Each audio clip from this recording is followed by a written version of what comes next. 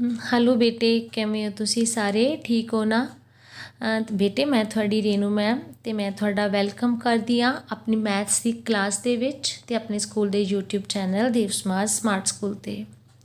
बेटे जे तुसीं हजे तक अपना चैनल सबसक्राइब नहीं किया तो प्लीज़ सबसक्राइब कर लिया जे। अगर तुसीं फर्स्ट टाइम विजिट कर रहे हो तो प्लीज़ सबसक्राइब करना तो बैल आइकन भी प्रेस करना।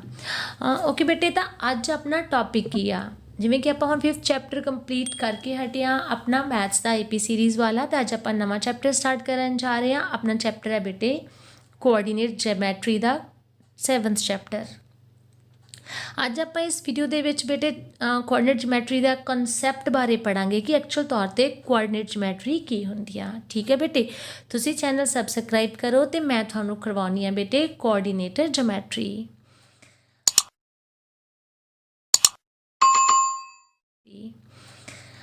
हाँ जी बेटे, तो जोमैट्री वर्ड सुन के एक बार थोड़े माइंड च आया होगा ओ जोमैट्री, क्योंकि जोमैट्री में थोड़ा जिहा टफ मनिया जाता है but not, it's not like that बेटे। ये वो जोमैट्री नहीं है, इट्स अ कोआर्डिनेट जोमैट्री। तुसी ग्राफ पेपर बारे तो जानते ही हो, ग्राफ पेपर देखिया ना, तो ग्राफ पेपर के उपर तुसी 8th 9th दे विच ग्राफ्स भी बनाते रहे हो। ठीक है, थोड़े लिए कोई डिफिकल्ट टास्क नहीं है जोड़ा मैं अज पढ़ाउण जा रही हाँ। तो पहले आप कोआर्डीनेट का मतलब देखते हैं। कोआर्डीनेट का मतलब होंदा तालमेल, आपस च संबंध। ठीक है, तो कोआर्डिनेट जमैट्री होंदी है ना बेटे, एक्चुअल तौर पर ये मैथ्स की वो ब्रांच है, वो कॉन्सैप्ट है जिहदे असीं पॉइंट लाइन ते कर्व बारे डिस्कस करते हैं। ठीक है, सो सिंपल इट इज़। तो जे आप मीनिंग देखना तो यही है, रैक्टेंगुलर एक्सिस होंदी है ना, एक्स एक्सिस है देखो, तो की हैगी है वाई एक्सिस है। ओके, ये जी हॉरिजॉन्टल लाइन थानू नज़र आ रही है ना बेटे, यानी कि लम्मी पई हुई लाइन, जी लेटी हुई लाइन है बेटे, लेटी हुई लाइन की होंदी है एक्स एक्सिस होंदी है बेटे। तो जी खड़ी हुई लाइन आ वर्टिकल लाइन है बेटे, उन्होंने आपां की कहने आ वाई एक्सिस कहने आ। ठीक है, इट्स सो सिंपल।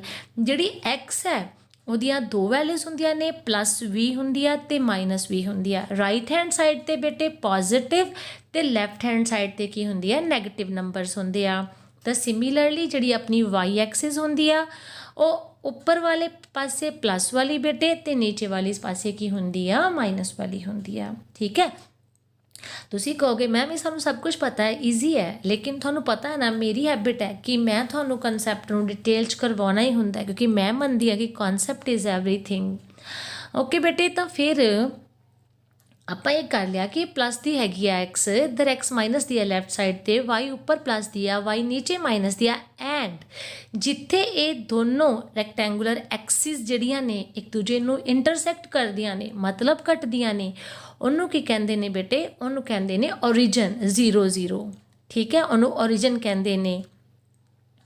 हुण अपने को अगे आ जाता कि जिहड़ा अपने को आपां गल तां पॉइंट बारे करनी हैगी आ। ठीक है, पॉइंट बारे तो पॉइंट जिहड़ा हुंदा, जो सपोज कर लो इत्थे लिखिया 2 3, तो ये पॉइंट जिहड़ा हैगा किवें प्लॉट किया जाता, तो ये बारे आपां पढ़ांगे। एब्सिसा ते ऑर्डीनेट बारे समझते हैं। What is abscissa and what is ordinate. देखो ਜਿਹੜੇ ਐਬਸਿसा ਹੁੰਦਾ ना, एक्चुअल वो एक्स की वैल्यू होंदी आ। ठीक है, देखो नज़र आ रहा ना, एक्स की वैल्यू होंदी आ।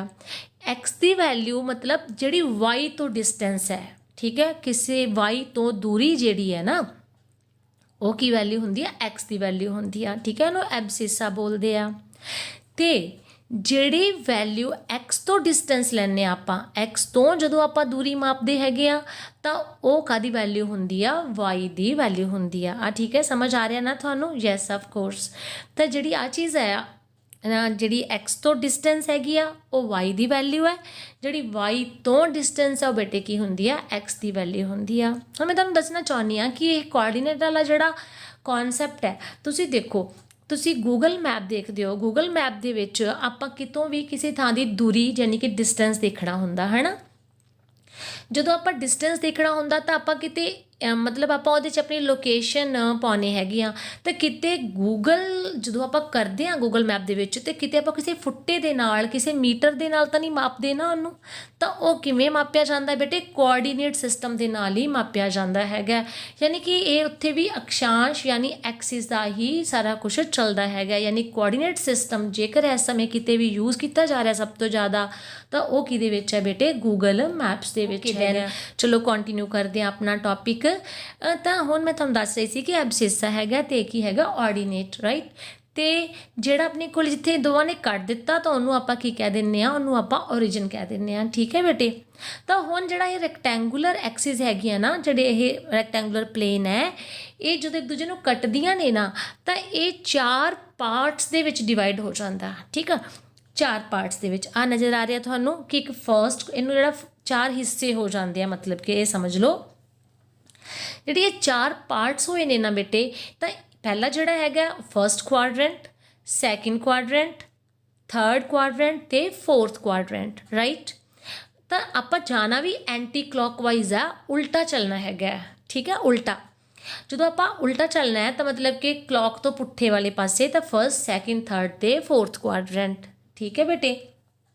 ਅਤੇ ਜਿਹੜਾ ਫਸਟ ਕੁਆਡਰੈਂਟ ਜਿਹੜਾ ਹੁੰਦਾ ਨਾ, ਉਹਦੇ ਵਿੱਚ ਦੇਖੋ ਤੁਸੀਂ ਨਜ਼ਰ ਆ ਰਿਹਾ ਤੁਹਾਨੂੰ ਐਕਸ ਵੀ ਪੋਜ਼ੀਟਿਵ ਹੁੰਦੀ ਆ ਅਤੇ ਵਾਈ ਵੀ ਪੋਜ਼ੀਟਿਵ ਹੁੰਦੀ ਆ। ਇਸ ਕਰਕੇ ਕੋਈ ਵੀ ਇਹੋ ਜਿਹਾ ਪੁਆਇੰਟ ਐਕਸ ਅਤੇ ਵਾਈ ਦੀ ਵੈਲਿਊ ਜੇ ਦੋਨੋਂ ਪਲੱਸ ਵਾਲੇ ਨੇ ਨਾ ਬੇਟੇ, ਤਾਂ ਉਹ ਫਿਰ ਇਸ ਕੁਆਡਰੈਂਟ ਵਿੱਚ ਹੀ ਆਉਣਗੇ ਬੇਟੇ। ਜਿਵੇਂ 2 3 ਹੈ ਮੰਨ ਲਓ, ਤਾਂ ਉਹ ਫਸਟ ਕੁਆਡਰੈਂਟ ਵਿੱਚ ਆਊਗਾ, ਕਿਉਂਕਿ 2 ਵੀ ਪਲੱਸ ਦਾ ਅਤੇ 3 ਵੀ ਪਲੱਸ ਦਾ ਹੈ, ਠੀਕ ਹੈ। ਹੁਣ ਗੱਲ ਆ ਜਾਂਦੀ ਹੈ ਸੈਕਿੰਡ ਕੁਆਡਰੈਂਟ ਦੀ। ਤਾਂ ਸੈਕਿੰਡ ਕੁਆਡਰੈਂਟ ਵਿੱਚ ਕੀ ਆ? ਸੈਕਿੰਡ ਕੁਆਡਰੈਂਟ ਦੇ ਵਿੱਚ ਤੁਸੀਂ ਨਜ਼ਰ ਮਾਰੋ, ਕਿਉਂਕਿ ਫਸਟ ਕੋਆਰਡੀਨੇਟ ਹਮੇਸ਼ਾ ਐਕਸ ਵਾਲਾ ਹੁੰਦਾ ਅਤੇ ਪਿਛਲਾ ਕੋਆਰਡੀਨੇਟ ਹਮੇਸ਼ਾ ਕਿਹੜਾ ਹੁੰਦਾ? ਵਾਈ ਵਾਲਾ। ਕਿਉਂਕਿ ਇੱਥੇ ਐਕਸ ਮਾਈਨਸ ਵਾਲੀ ਹੈ ਅਤੇ ਵਾਈ ਕਿਹੜੀ ਹੈਗੀ ਹੈ? ਪਲੱਸ ਵਾਲੀ। ਇਸ ਕਰਕੇ ਇਹ ਕੀ ਹੋਊਗਾ? ਮਾਈਨਸ ਪਲੱਸ ਹੋਊਗਾ। ਥਰਡ ਕੁਆਡਰੈਂਟ 'ਚ ਆ ਜਾਂਦੇ ਹਾਂ। ਥਰਡ ਕੁਆਡਰੈਂਟ ਦੇ ਵਿੱਚ ਕੀ ਹੈਗਾ? ਐਕਸ ਵੀ ਮਾਈਨਸ ਵਾਲੀ ਹੈ ਅਤੇ ਵਾਈ ਵੀ ਮਾਈਨਸ ਵਾਲੀ। ਮਤਲਬ ਜੇਕਰ ਦੋਨੋਂ ਹੀ ਮਾਈਨਸ ਵਾਲੇ ਹੋਣਗੇ ਤਾਂ ਥਰਡ ਕੁਆਡਰੈਂਟ 'ਚ ਹੋਣਗੇ। And after that come to the fourth quadrant. Fourth quadrant 'ਚ ਕੀ ਹੁੰਦਾ ਬੇਟੇ? ਉਹਦੇ 'ਚ ਐਕਸ ਦੀ ਵੈਲਿਊ ਪਲੱਸ ਹੁੰਦੀ ਆ ਅਤੇ ਵਾਈ ਦੀ ਵੈਲਿਊ ਕੀ ਹੁੰਦੀ ਆ? ਮਾਈਨਸ ਹੁੰਦੀ ਆ, ਠੀਕ ਹੈ। ਹੁਣ ਇਹਦੇ ਉੱਪਰ ਮੈਂ ਦੇਖੋ ਇੱਥੇ ਤੁਹਾਨੂੰ ਫਿਗਰ ਨਜ਼ਰ ਆ ਰਹੀ ਹੋਣੀ ਆ, ਤਾਂ ਮੈਂ ਇਹਦੇ ਉੱਪਰ ਕੁਝ ਪੁਆਇੰਟਸ ਦੱਸੇ ਹੋਏ ਨੇ। ਤੁਸੀਂ ਇਹ ਦੇਖਣਾ ਹੈ ਕਿ ਜਿਹੜਾ ਪੁਆਇੰਟ ਐਕਸ ਐਕਸਿਸ ਦੇ ਜਮਾਂ ਉੱਪਰ ਹੈ, ਠੀਕ ਹੈ, ਉਹ ਤਾਂ ਐਕਸ ਐਕਸਿਸ 'ਤੇ ਆਊਗਾ। ਜਿਹੜਾ ਵਾਈ ਐਕਸਿਸ ਦੇ ਜਮਾਂ ਉੱਪਰ ਹੈ, ਵਾਈ ਐਕਸਿਸ 'ਤੇ ਆਊਗਾ। ਲੇਕਿਨ ਜਿਹੜੇ ਪੁਆਇੰਟਸ ਜਿਹੜੇ ਨੇ ਉਹ ਕੁਆਡਰੈਂਟਸ ਦੇ ਵਿੱਚ ਹੈਗੇ ਨੇ, ਤਾਂ ਤੁਸੀਂ ਦੱਸਣਾ ਹੈ ਵੀ ਉਹ ਕਿਹੜਾ ਕੁਆਡਰੈਂਟ ਹੈਗਾ। ਉਹਦੇ ਲਈ ਤੁਹਾਨੂੰ ਕੀ ਚੈੱਕ ਕਰਨਾ ਪੈਣਾ? ਪਲੱਸ ਮਾਈਨਸ ਜਿਹੜੀ ਆ ਉਹ ਚੈੱਕ ਕਰਨੀ ਪੈਣੀ ਹੈ ਬੇਟੇ, ਠੀਕ ਹੈ। ਤਾਂ ਮੈਂ ਉਮੀਦ ਕਰਦੀ ਹਾਂ ਤੁਹਾਨੂੰ ਕੌਨਸੈਪਟ ਸਮਝ ਲੱਗ ਰਿਹਾ ਹੋਊਗਾ, ਸਮਝ ਆ ਗਿਆ ਹੋਊਗਾ ਕਿ ਜੋ ਆਪਾਂ ਕੀਤਾ ਉਹ ਕੀ ਹੈਗਾ, ਕਿ ਆਪਾਂ ਜਿਹੜਾ ਕੁਝ ਕਰਨ ਜਾ ਰਹੇ ਪੁਆਇੰਟ ਸਿਸਟਮ ਕੀਤਾ। ਪੁਆਇੰਟ ਸਿਸਟਮ ਕਿ ਆਪਾਂ ਜਦੋਂ ਗ੍ਰਾਫ ਦੇ ਉੱਪਰ ਪੁਆਇੰਟ ਪਲਾਟ ਕਰਨਾ ਹੈ ਬੇਟੇ, ਤਾਂ ਉਹ ਕਿਵੇਂ ਕਰਨਾ ਹੈ, ਠੀਕ ਹੈ। ਤਾਂ ਉਹਦੇ ਵਿੱਚ ਜਿਹੜੀ ਫਸਟ ਵੈਲਿਊ ਹੁੰਦੀ ਆ ਹਮੇਸ਼ਾ ਐਕਸ ਦੀ ਹੁੰਦੀ ਆ ਅਤੇ ਸੈਕਿੰਡ ਵੈਲਿਊ ਕਿਹੜੀ ਹੁੰਦੀ ਆ? ਵਾਈ ਦੀ ਵੈਲਿਊ ਹੁੰਦੀ ਆ। ਜਿਹੜੀ ਐਕਸ ਦੀ ਵੈਲਿਊ ਨੂੰ ਐਕਸ ਕੋਆਰਡੀਨੇਟ ਕਿਹਾ ਜਾਂਦਾ ਅਤੇ ਵਾਈ ਦੀ ਵੈਲਿਊ ਨੂੰ ਕੀ ਕਿਹਾ ਜਾਂਦਾ? ਵਾਈ ਕੋਆਰਡੀਨੇਟ ਕਿਹਾ ਜਾਂਦਾ ਹੈ। ਮੈਂ ਫਟਾਫਟ ਕੁਝ ਪੁਆਇੰਟਸ ਬੋਲਦੀ ਹਾਂ ਅਤੇ ਤੁਸੀਂ ਕੀ ਕਰਨਾ ਉਹਨਾਂ ਨੂੰ ਆਪਦੀ ਗ੍ਰਾਫ ਪੇਪਰ ਦੇ ਉੱਪਰ ਤੁਸੀਂ ਪਲਾਟ ਕਰਕੇ ਦੇਖਣਾ ਹੈ ਵੀ ਕਿਹੜੇ ਕੁਆਡਰੈਂਟ ਹੋਣਗੇ। ਤਾਂ ਫਟਾਫਟ ਸੁਣੋ। -3 -4 ਨੋਟ ਕਰਦੇ ਜਾਣਾ। 2 and -5 6 and 7 0 3 5 0 0 0 -7 -8, ਠੀਕ ਹੈ। ਜਿੰਨੇ ਵੀ ਪੁਆਇੰਟਸ ਮੈਂ ਬੋਲੇ ਨੇ ਇਹਨਾਂ ਸਾਰੇ ਪੁਆਇੰਟਸ ਨੂੰ ਤੁਸੀਂ ਬੇਟੇ ਪਲਾਟ ਕਰਨਾ ਹੈ ਅਤੇ ਦੇਖਣਾ ਹੈ ਕਿਹੜੇ ਕੁਆਡਰੈਂਟ ਵਿੱਚ ਆਏ ਨੇ ਇਹ, ਜਾਂ ਕਿਹੜੀ ਐਕਸਿਸ 'ਤੇ ਆਏ ਨੇ, ਐਕਸ ਐਕਸਿਸ 'ਤੇ ਨੇ ਜਾਂ ਵਾਈ ਐਕਸਿਸ 'ਤੇ ਨੇ ਜਾਂ ਓਰੀਜਨ 'ਤੇ ਹੈਗੇ ਨੇ। ਓਕੇ ਬੇਟੇ, ਤਾਂ ਅੱਜ ਦੇ ਕੌਨਸੈਪਟ ਮੈਂ ਤੁਹਾਨੂੰ ਕੌਨਸੈਪਟ ਸਮਝਾਉਣਾ ਸੀ, ਇਕੱਲਾ ਕੌਨਸੈਪਟ ਤੁਹਾਨੂੰ ਸਮਝ ਆ ਗਿਆ। ਲੇਕਿਨ ਇਸ ਕੌਨਸੈਪਟ ਦੇ ਨਾਲ ਮੈਂ ਤੁਹਾਨੂੰ ਕੁਝ ਅਸਾਈਨਮੈਂਟ ਦਊਂਗੀ, ਡਿਸਕ੍ਰਿਪਸ਼ਨ ਬਾਕਸ ਦੇ ਵਿੱਚ ਅਸਾਈਨਮੈਂਟ ਹੋਊਗੀਆਂ, ਇੱਕ ਤਾਂ ਤੁਸੀਂ ਉਹ ਕਰਨਾ ਹੈ।